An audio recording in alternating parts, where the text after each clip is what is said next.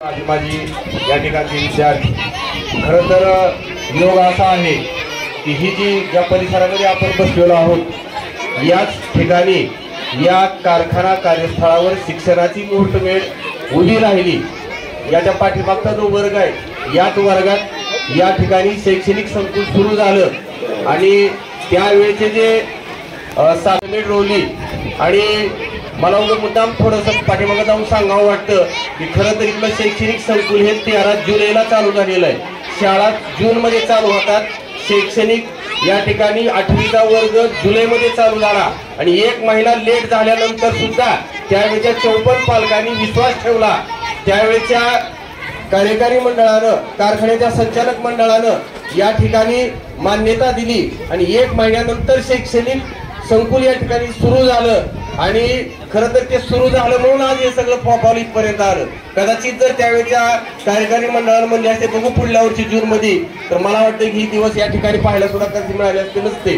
तर खरं तर ती मुहूर्तमेढ त्यावेळी रोवली गेली आणि मग काही दिवस एक वर्ग झाला, पुन्हा 10वी पर्यंत शाळा झाली, 5वी ते 10वी झाली, ज्युनियर कॉलेज झालं आणि गरज म्हणून त्यावेळेचे जे मुख्याध्यापक होते, दोन्ही प्राथमिक माध्यमिकचे संस्थापक मुख्याध्यापक कैलासवासी आर.के. सुरेश सर यांच्याकडे खूप मोठा अनुभव, खूप मोठी दूरदृष्टी होती आणि मग त्यांना असं वाटलं की माध्यमिक आणि उच्च माध्यमिक विभागाला जर सपोर्ट व्हायचा असेल, त्याचा जर आदर्श पुरस्कार व्हायचा असेल निकालाचा, तर ह्याची जी पायाभरणी व्हायला पाहिजे प्राथमिक विभागातून, तर ती प्राथमिक विभाग आपल्या कारखाना कार्यस्थळात चालू झाला पाहिजे।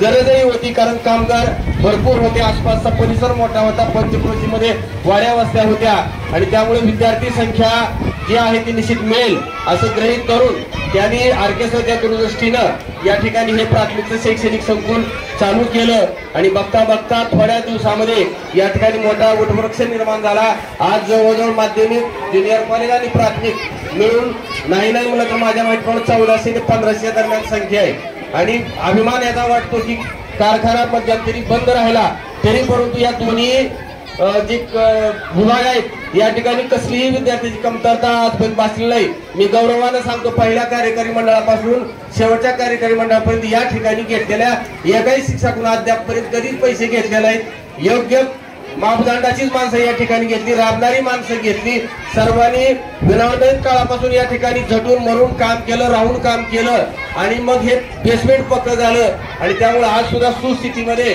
जवळजवळ 1400-1500 विद्यार्थी या ठिकाणी शिक्षण घेत आहेत आणि ही खरं तर गौरवाची बाब आहे आणि ते स्टेटस आजपर्यंत जसं तसं टिकून आहे।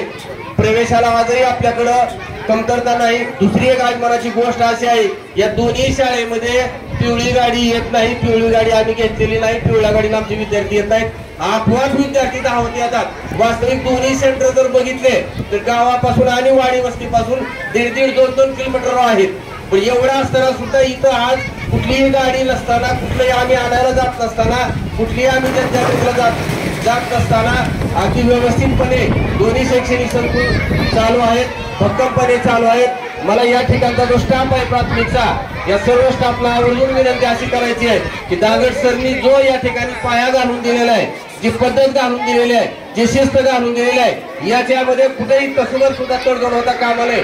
भले एखाद्याला राग आला तरी चालेल, कारण तुलनात्मक विचारसरणी चालू होते आणि मग त्याचे पडसाद बाहेर उमटतात आणि मग त्याचे फटके आपल्याला अप्रत्यक्ष रूपानं बसत असतात। म्हणून सर्व या ठिकाणच्या प्राथमिकच्या सर्व शिक्षक बंधू भगिनींना विनंती आहे की त्यांनी जी घालून दिलेली पायरी आहे ही पायरी काटेकोरपणे आपण जपावी। निश्चितच आपलं जी चांगला दर्जा आहे, दरारा आहे, असंच निश्चित कायम राहील।